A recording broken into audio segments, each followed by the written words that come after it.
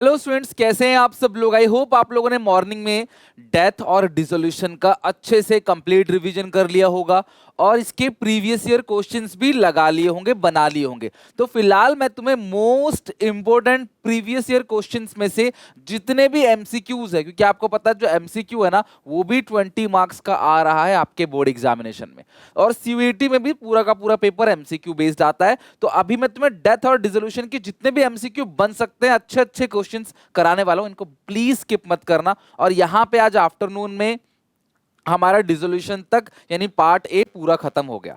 तो अभी भी हमारे पास 22 तारीख, 23 तारीख, 24 तारीख, 25 तारीख 4 दिन है, और मैं कोशिश करूंगा आज शाम को ही इश्यू ऑफ शेयर्स तुम्हें अच्छे से रिवीजन करा दूं। प्रीवियस ईयर क्वेश्चंस एमसीक्यू नहीं कराऊंगा, बट रिवीजन अच्छे से इश्यू ऑफ शेयर्स करा दूंगा। प्लीज स्किप मत करना।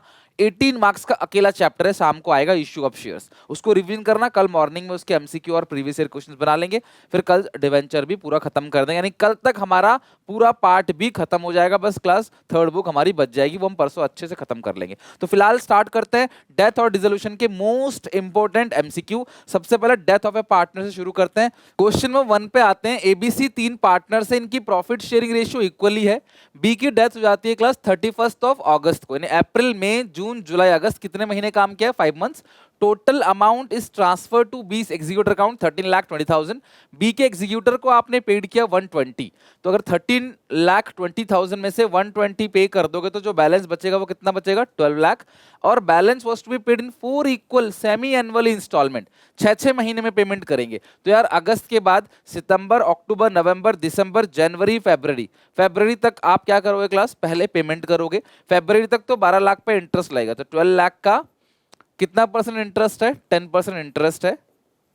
और फरवरी तक जो है वो क्लास आप लगाओगे, यानी कि 6 मंथ पे आप लगा दोगे 12 लाख का, ठीक है। तो फरवरी के बाद ये जो इंटरेस्ट लगेगा ये लगेगा क्लास आपका 1 सितंबर से, सितंबर, अक्टूबर, नवंबर, दिसंबर, जनवरी, फरवरी, ठीक है। पूरा का पूरा 28 फरवरी तक लग गया इंटरेस्ट, ठीक है। अब आप क्या करोगे, फिर पेमेंट कर दोगे दोबारा। कितनी पेमेंट कर दोगे, 3 लाख की। देखो जो इंस्टॉलमेंट बनेगी ना वो 3 लाख की बनेगी। अमाउंट है 12 लाख, आप 6 महीने में पेमेंट करोगे, तो साल भर में ये 6 लाख, साल भर में ये 6 लाख, टोटल 12 लाख की पेमेंट करोगे। लेकिन फिलहाल 1 सितंबर से 28 फरवरी के एंड तक 6 महीने का जो इंटरेस्ट लगेगा वो इतना अमाउंट पे लगेगा प्लस। और क्वेश्चन पूछ क्या रहा है, आई थिंक इसी साल के सैंपल पेपर क्वेश्चन है। Total amount of interest to be credited to B's executor account, B के एग्जीक्यूटर अकाउंट में टोटल कितना अमाउंट ऑफ इंटरेस्ट जाएगा, वो भी सिर्फ 31 मार्च 2024, इस साल 31 मार्च 2024 तक ही कितना अमाउंट ऑफ इंटरेस्ट जाएगा। तो यहाँ पे 6 महीने का कितना क्लास हो गया आपका, ये हो गया। बाकी आप पेमेंट कर दोगे फिर 3 लाख की पहली इंस्टॉलमेंट, तो जो अमाउंट बचेगा वो कितना बचेगा, 9 लाख। 9 लाख का 10% निकालोगे, ये फरवरी का तो चला गया, तो बचा सिर्फ 1 महीने का इंटू 1/12। अब आप जरा टोटलिंग करो, इंटरेस्ट की कैलकुलेशन आप कैसे करोगे। 12 लाख का 10% बनता है 1,20,000 और डिवाइड बाई 2, तो ये बन गया आपका 60,000। और ये बनता है 9 लाख का 10% 90,000 डिवाइड बाई 12, ये बनेगा 7,500। तो टोटल अमाउंट जो इस साल जाएगा 31 मार्च तक जो टोटल अमाउंट जाएगा वो जाएगा 67,500। फर्स्ट का बी ऑप्शन करेक्ट है, ठीक है। इस साल कितने महीने होते हैं टोटल, अगस्त के बाद सिर्फ इस साल जो है वो 7 मंथ्स बच जाते हैं। तो 7 मंथ में फर्स्ट 6 मंथ पे तो 12 लाख पे लगेगा, फिर 3 लाख के आप पहले इंस्टॉलमेंट पेमेंट कर दोगे, फिर बचेगा 9 लाख 1 महीने का उस पर लगेगा। तो इस साल के एंड तक जो टोटल इंटरेस्ट देना है वो 67,500 देना है। अच्छा क्वेश्चन था ये। नेक्स्ट है, आदित्य, विशेष और निमेश 3 पार्टनर्स हैं, इनकी प्रॉफिट शेयरिंग रेशियो है इक्वली। आदित्य की डेथ हो जाती है 1 जुलाई, अप्रैल मई जून कितने महीने काम किया है, 3 महीने। Remaining partner decide to continue the business and decide to share future profit 4:3। Gaining ratio पूछा है यार, बहुत सिंपल है, इसकी डेथ होगी। गेनिंग रेशियो पूछा है जिसका फॉर्मूला है new ratio minus old ratio, 4/7 3/7, ये न्यू है। और जो ओल्ड है विशेष का वो इक्वली है, यानी कि 1/3, और इसका भी 1/3, 7 3 21, 12 में से 7 गया तो ये आएगा 5/21। तो 5 कहाँ पे है, एक ही जगह पे है, तो सेकंड क्वेश्चन का सी ऑप्शन करेक्ट है। यहाँ भी देख लो 21, 9 - 7 2/21, सो 7 5:2 आपका आंसर आ गया। कितना क्लास, 21 कॉमन है ना यहाँ पे, तो 5:2 यानी कि सी ऑप्शन करेक्ट है। रिटायरमेंट जैसा ही है न्यू रेशियो वाला फंडा। तो PQR 3 पार्टनर्स हैं, आर की डेथ हो जाती है, R share was taken by P, new share of the firm, new share of profit of the firm will be, P's new share आपको बोलना है। तो देखो आर की डेथ हो जाती है, राइट, तो आर का जो हिस्सा है वो कितना, यहाँ पे कहीं भी लिखा हुआ नहीं है, तो ऑब्वियसली वो 1:1:1 है। आर का हिस्सा है 1/3, R share was taken by P, तो पी के पास पहले कितना था 1/3, आर का ही मिल गया, तो ये हो गया कितना 2/3। P's new share will be, तो पी का न्यू शेयर कितना होगा 2/3, तो बहुत सिंपल था, थर्ड का ये ऑप्शन करेक्ट है। कुछ भी गिवन नहीं है, तो अगर ओल्ड रेशियो गिवन नहीं है तो आप उसको इक्वल ले लेते हो, no problem. Next question 4, deceased partner is entitled to share of profit from the beginning of the accounting year up to date of death, correct है। शेयर इन गुडविल, बिल्कुल करेक्ट है। इसके बाद है interest on capital from the beginning of the accounting year up to date of death if partnership deeds allow, अगर deed में लिखा है तो आईओसी भी देना है, करेक्ट है। ऑल ऑफ दीज, यानी फोर्थ का डी ऑप्शन करेक्ट है। फिफ्थ पे आते हैं, अमित, भानु, चारू, तीन पार्टनर है, चारों की डेथ होती है 18 दिसंबर को, है ना। पूरा अप्रैल, पूरा मई, पूरा जून, पूरा जुलाई, पूरा अगस्त, पूरा सितंबर, पूरा अक्टूबर, पूरा नवंबर और दिसंबर में 18 days. As per the agreement remaining partner Amit and Bhanu prepare the financial statement on, अगर 18 तारीख को ही फाइनेंशियल स्टेटमेंट्स बना लिया गया है तो जो भी प्रॉफिट है 1 लाख का वो एप्रोप्रिएशन अकाउंट में जाएगा, वो एंट्री होगी P&L appropriation account debit to Charu capital account, right, क्योंकि सेम डेट पे फाइनेंशियल स्टेटमेंट्स बनाया। मैंने तुम्हें मॉर्निंग में रिवीजन भी कराया हुआ है इसी चीज के ऊपर कि आपने सेम डेट को फाइनेंशियल स्टेटमेंट बनाया तो सारी चीजें कहां जाएंगी क्लास, एप्रोप्रिएशन में, ना कि सस्पेंस में। नेक्स्ट है क्वेश्चन नंबर 6, XYZ तीन पार्टनर से रेशियो 2:1 है, Y की डेथ 30 जून, अप्रैल मई जून 3 मंथ्स काम किया है और Y की डेथ हो गई। Profit for the accounting year ended 31 March, पिछले साल का जो प्रॉफिट है वो है 3,60,000। A profit share of deceased partner is to be calculate on the previous year profit amount of profit, कितना, अगर पिछले साल के बेसिस पे निकालेंगे, पिछले साल का प्रॉफिट 360 है और वाई का शेयर कितना है 2/5, पर ये प्रॉफिट साल भर का है, काम कितने महीने किया है 3 मंथ्स, 3/12, तो ये आएगा 3,60,000 into 2 into 3 divide by 12 divide by 5, 36,000 का प्रॉफिट उसके अकाउंट में जाएगा, तो बी ऑप्शन 6 का करेक्ट है और एंट्री पास होगी P&L suspense account debit to wise capital account. यहां पे नई रेशियो गिवन नहीं है तो P&L suspense to wise capital account. अगर ये सेम डेट को 30 जून को फाइनेंशियल स्टेटमेंट्स बनाते तो हम एंट्री पास करते एप्रोप्रिएशन के नाम से, P&L appropriation to wise capital account.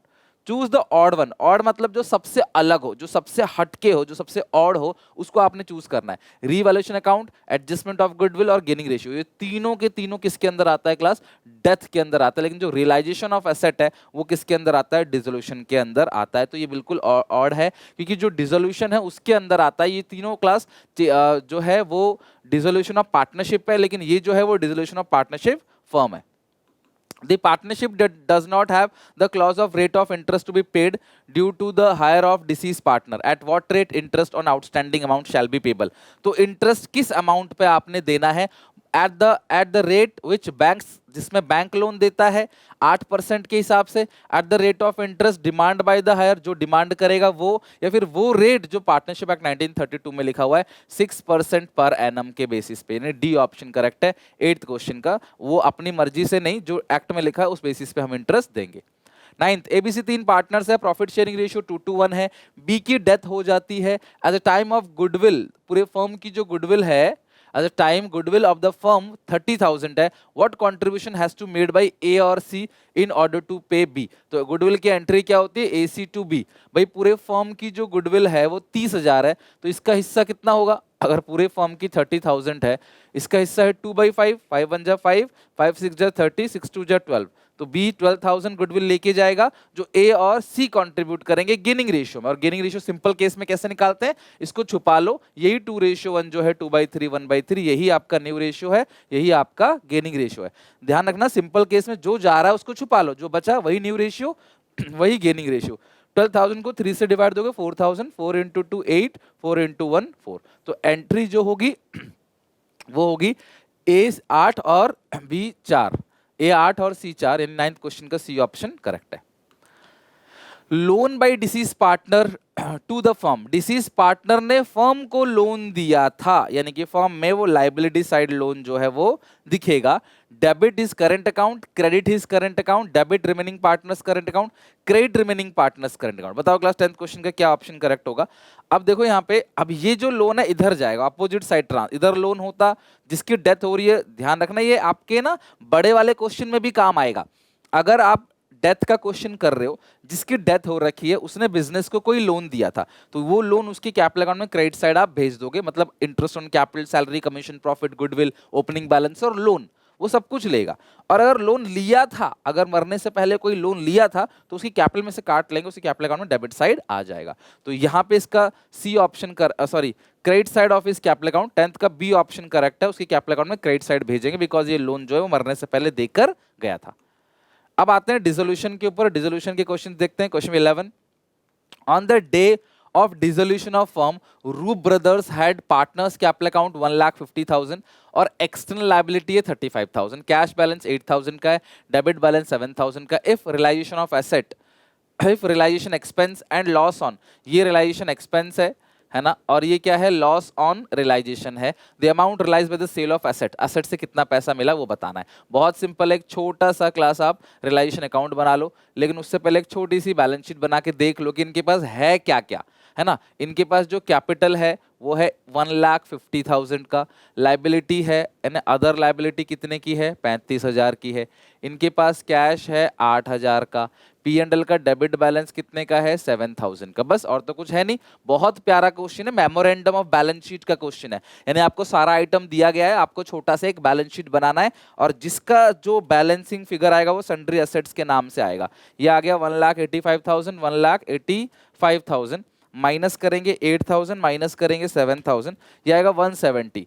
तो 1,70,000 जो है वो क्या है आपका, सन्ड्री एसेट्स है 1,70,000। अगर मैं रियलाइजेशन अकाउंट बनाऊं तो यहाँ लिखूंगा टू सन्ड्री एसेट 1,70,000, और यहाँ पे जो लाइबिलिटी है वो कितना है 35,000। बाकी कैपिटल आता नहीं, कैश आता नहीं, पीएनएल का डेबिट बैलेंस आता नहीं।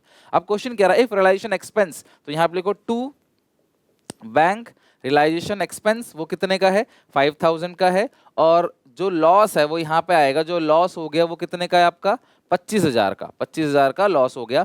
और ऑब्वियसली इस लायबिलिटी के बारे में कुछ बोला नहीं, इसको अपने आप पेमेंट कर दोगे टू बैंक करके। अब जो भी बैलेंसिंग फिगर यहाँ पे आएगा वो ऑब्वियसली है बाय बैंक सन्ड्री एसेट्स के नाम से आएगा। तो 170 प्लस 35 प्लस 5, ये आ गया 2,10,000। ठीक है, सब रफ में करना है, थोड़ा टाइम लगेगा बिकॉज अच्छा क्वेश्चन है। 2,10,000 में से 35,000 ये घटा दो लाइबिलिटी, और 25,000 का अमाउंट ये घटा दो लॉस, तो 1,50,000 रुपीज जो है उतने का तुम्हारा सन्ड्री एसेट्स बिका है। गलत नहीं हो सकता किसी कीमत पे भी। 11th क्वेश्चन का डी ऑप्शन करेक्ट है, 1,50,000। ठीक है, 12 पे आओ। पवन, कविता, गौरव पार्टनर्स हैं, बिजनेस को डिसॉल्व किया। Creditors took over furniture 60,000, 10% less than the book value in part settlement of their amount of 60,000। The balance amount to paid to them through cheque, the amount paid through cheque will be. ध्यान समझना, इनके पास जो creditors है ना, creditors took over the furniture of book value, furniture की value कितनी है 60,000, लेकिन वो 10% लेस में ले रहे हैं, तो फर्नीचर लेंगे कितने में, 54,000 में वो फर्नीचर लेंगे। Part settlement of their amount 60,000, तो 60,000 का जो अमाउंट था उसके लिए 54,000 रुपए का तो ये ले लिया, तो बाकी जो बचा वो कितना बचा, 6,000। तो बाकी जो क्वेश्चन में पेमेंट करोगे वो कितनी करोगे, 6,000 का चेक से दे देंगे। मतलब क्रेडिटर्स कितने के हैं, 60,000 के, वो फर्नीचर ले रहे हैं कितने के, 54,000 के, बाकी चेक ले रहे हैं, तो चेक कितना लेंगे, ऑब्वियसली फुल सेटलमेंट में होता ना तो जीरो। अगर यहाँ पे लिखा होता ना बैलेंस के बारे में नहीं लिखा होता, इन फुल सेटलमेंट लिख देते तो आंसर जीरो आता, बट ये कह रहा है बैलेंस ले रहे हैं चेक से, तो 6,000 रुपए 6,000 और लेंगे वो। Rama, a partner took over machinery 50,000, full settlement of uh loan of 60,000, machinery was already transfer to realisation account, how will be if effect in realization account. सुनो मेरी बात, आपको मैंने बताया था पार्टनर का लोन अकाउंट, आपको याद है, आज ही सुबह बताया क्लास लोन अकाउंट कैसे बनाना है। तो मशीन 50,000 का है, took over machine 50,000 in full settlement of there loan 60,000, loan कितने का है 60,000 का है, वो मशीन ले रहे हैं कितने की 50,000 की। और मैंने आपसे कहा था ना, अगर आपको याद हो लोन अकाउंट में या तो कैश या तो एसेट, कैश में टू कैश, एसेट में टू रियलाइजेशन, तो जो भी बैलेंसिंग फिगर बचता है वो भी किस नाम से आएगा, रियलाइजेशन के नाम से आएगा। तो ये हो गया क्वेश्चन आपका खत्म। अब क्वेश्चन क्या पूछ रहा है, अगर आप रमा में लिखोगे टू रियलाइजेशन, तो रियलाइजेशन में क्या लिख दोगे, बाई रमा। अगर आप रियलाइजेशन अकाउंट बनाओगे तो रियलाइजेशन अकाउंट में क्या लिखोगे, by Rama 60,000। Realisation account credited by 60,000, A correct है। रियलाइजेशन अकाउंट क्रेडिटेड बाई 10,000 गलत है, 50,000 गलत है, नो इफेक्ट भी गलत है। रियलाइजेशन अकाउंट में 60,000 जाएगा, 13 क्वेश्चन का ए ऑप्शन करेक्ट है। राइट। तो इसे बना लेना, एक इस क्वेश्चन को करने के लिए लगभग 2-2.25 मिनट आपको मिलते हैं करने के लिए, 2.25 सेकंड्स मिलेगा आपको, लेकिन आप आराम से इसे क्लास 1 मिनट में कर लोगे। At the time of dissolution machinery appear 10 lakh, depreciation है 6 लाख का बैलेंस शीट में, machine is taken over by a creditor for 5,40,000 at 5% below the net value, the balance of amount is credited was paid through bank account, by what amount the bank account credited in this transaction. तो bank account के जो credit में आएगा amount वो कितना आएगा ये पूछ रहा है, बैंक अकाउंट जो क्रेडिट में आएगा वो कितना अमाउंट आएगा। तो अच्छे से समझते हैं क्लास क्या है क्वेश्चन के अंदर। इनके पास मशीनरी कितने की है, 10 लाख की, डेप्रिसिएशन तो भूल जाओ, खाली मशीन को पकड़ो। Machine is taken by creditors at, अच्छा लिया कितने हैं उसने, 5,40,000 में, एट 5% बिलो। तो अब ये 5,40,000 का 5% कितना आ गया, 27,000 आ गया, ठीक है। ओके यानी कि जो मशीन लिया है उसने वो लिया है 5,40,000 एट 5% लेस, तो जो लिया है वो लिया है 5,13,000 में। The balance amount of the creditor was paid through bank, तो जो भी बैलेंस अमाउंट है ना वो हम क्या करेंगे, चेक से पेमेंट कर देंगे, जो बैलेंस अमाउंट है वो चेक से पेमेंट कर देंगे। By what amount should the bank account be credited for this transaction. अब ये क्रेडिटर कितने के तो लिखा ही नहीं है भैया, क्रेडिट, अच्छा ये रही ना, ये क्लास हमने ना गलत इंटरप्रेट किया इसको, एक बार इसको सही से इंटरप्रेट करते हैं, हमने ना गलत इंटरप्रेट कर लिया। यहाँ पे क्रेडिटर्स है 5,40,000 के ना, the machine is taken over bye creditor of, ये क्रेडिटर की वैल्यू है।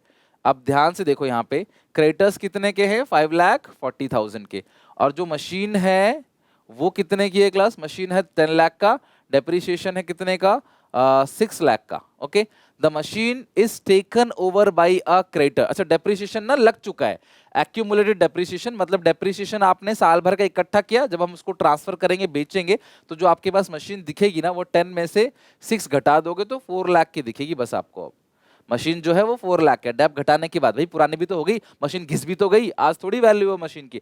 डेटर के साथ नहीं करते, डेटर घिसते नहीं है, उसके लिए प्रोविजन बनाते हैं, बट मशीन तो घिसेगी ना, मशीन तो पुरानी होगी। तो मशीन कितने की है आपकी, 4 लाख की। This machine is taken by creditors at 5% below, तो 5% कितना बनेगा क्लास इसका, 20,000, इसका 10% बनता है 40,000, 5, तो लिया कितने में उसने, 3,80,000 में इसको ले लिया। एंड द बैलेंस ये लिखा है ना बिलो द नेट वैल्यू, ये साफ साफ लिखा हुआ है, नेट का मतलब क्या होता है, 10 लाख में से 6 लाख घटा के जो फिगर आएगा वो, तो कंफ्यूजन होने की बात ही नहीं है, यहाँ पे भी क्लैरिफाई कर दिया नेट वैल्यू लेना, इसलिए हमने भी नेट वैल्यू लिया। The balance amount of the creditor was paid through cheque, अब क्रेडिटर्स कितने के थे, 540 के, उसमें से कितने का ले लिया उसने, 380 की मशीन ले ली, तो 5,40,000 माइनस 3,80,000, तो बचा कितना, 1,60,000, उसको हम लोग चेक से पेमेंट करेंगे, मतलब बैंक अकाउंट के बाई साइड जो अमाउंट जाएगा वो कितना जाएगा, 1,60,000। ओके, एंट्री होगी realisation account debit to bank account, तो बैंक अकाउंट कितने से क्रेडिट होगा, 1,60,000 से। Which of the following will be transfer to realisation account, कौन कौन सी रियलाइजेशन अकाउंट में जाएगा, पार्टनर का लोन नहीं जाता, रिजर्व नहीं जाता, ये भी जाता, ये भी जाता, तो पहला और चौथा कहाँ पे है क्लास, 15 का ए ऑप्शन करेक्ट है, फर्स्ट और फोर्थ।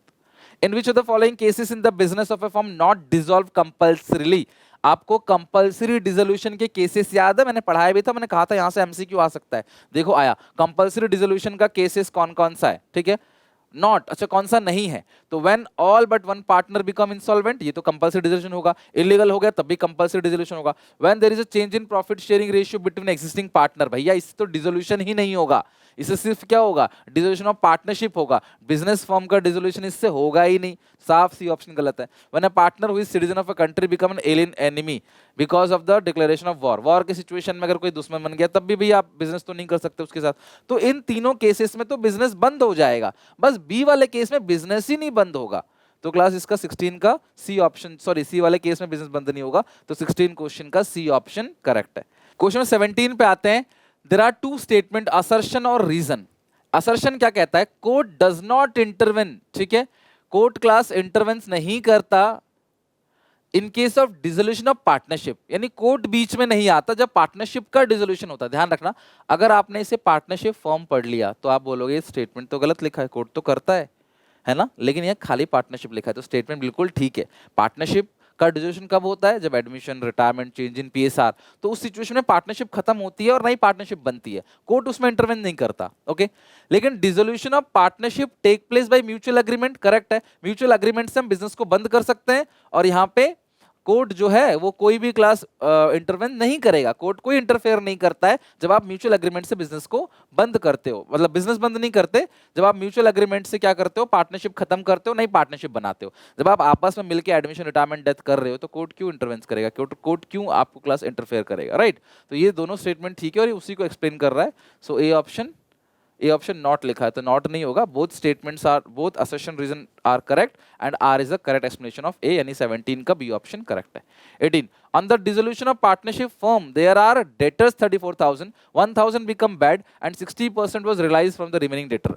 आपको कितना पैसा मिलेगा आपको बताना है, तो 34,000 का सीधा 60% निकाल दो, 20,400, 20,400। ओके, अच्छा बैड भी हो गया, 1000 बिकम बैड, तो जो 1000 है वो भी माइनस करना है ना। अगर ये प्रोविजन होता, प्रोविजन फॉर डाउटफुल डेट होता ना अगर ये, तो आप इसमें से माइनस नहीं करते। साफ साफ कह रहा है 34,000 में से 1000 रुपए तो डूब गया है ना, तो बचा कितना, 33,000, और उसका जो 60% है वो मिल रहा है, तो आप 33,000 का 60% निकाल लो, 19,800 रुपीज आपको मिलेगा। तो कैश अकाउंट जो है वो आएगा कितने से, 19,800।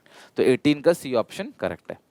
19 का, दादा, यूवी, वीरू 3 पार्टनर्स है, 3:1 की रेशियो है, इनके पास वर्कमैन कॉम्पनसेशन रिजर्व है 1 लाख का, क्लेम है 60,000 का, how it will be affect in the books of account. आपको WCR के सारे केसेस मैंने समझा दिए अच्छे से। बैलेंस शीट में WCR जो है वो 1 लाख का है और नीचे क्लेम है 60,000, तो बेटा आप 60,000 ही ट्रांसफर करोगे, 60,000 की पेमेंट करोगे, बाकी 40,000 जो है वो कैपिटल अकाउंट में क्रेडिट साइड बढ़ जाएगा in their old profit sharing ratio, that's it. तो ओनली 40,000 डिस्ट्रीब्यूटेड, नहीं, 1 lakh will be credited to realization, गलत है, 60,000 will be credited to realization account, correct है, will be even paid off, इसकी payment भी कर दिया, and balance 40,000 distribute among the partners. बहुत सही, बिना कुछ सोचे समझे आप सी पे टिक कर दो, बिल्कुल सही आंसर है। खाली 60,000 तो ट्रीटमेंट नहीं होगा, 60 का भी होगा और 40 का भी होगा, तो 19 का सी ऑप्शन करेक्ट है। 20, which of the following is transferred to realization account, कौन सा रिलाइजेशन अकाउंट में जाएगा, पेटेंट अकाउंट जाता है, लेकिन balance of profit and loss account नहीं, which of the following is transferred to realization account, ये नहीं जाता, रिजर्व भी नहीं जाता, कैश भी नहीं जाता, पेटेंट्स एसेट है, हालांकि इंटेंजिबल है, इसको रिलाइजेशन अकाउंट में ट्रांसफर तो करेंगे, इसको हम लोग यहाँ भेजेंगे, पेटेंट्स को इधर से यहाँ भेजेंगे, लेकिन अगर इसके बारे में कुछ नहीं गिवन है, इसकी रियलाइज नहीं करेंगे इसको, बट रिलाइजेशन में आएगा, तो रिलाइजेशन में एक बार तो आएगा, इसको रियलाइज भले ही नहीं करेंगे, गुडविल को, पेटेंट को रियलाइज नहीं करते, बट वो ट्रांसफर तो होगा ना रिलाइजेशन अकाउंट में, तो पेटेंट्स तो होगा, बट ये तीनों तो रिलाइजेशन में दिखेगा ही नहीं कहीं भी, ये तीनों का अलग अलग अकाउंट है, ये दोनों कैपिटल में जाता है और ये बैंक या कैश अकाउंट में जाएगा, राइट। तो यहाँ पे हमने डेथ डिसोल्यूशन के MCQ, PYQ रिवीजन आप लोगों ने कर ली, तो आज शाम तक इसे अच्छे से खत्म कर लो, फिर शाम को इश्यू ऑफ शेयर्स करेंगे। कोई डाउट, कोई दिक्कत मुझे कमेंट सेक्शन में मेंशन करना। मिलते हैं नेक्स्ट वीडियो में, और ध्यान रखना आखिरी पेपर है, ये अच्छा जाएगा, CUET भी अच्छा जाएगा, बिल्कुल लापरवाही मत करो, 3-4 दिन और जोर लगा के सब कुछ भूल के तन मन धन से पढ़ाई करो, मैं आपके साथ हूँ। कोई डाउट, कोई दिक्कत तो मुझे बताना। मिलते हैं नेक्स्ट वीडियो में, टेक केयर, बाय बाय।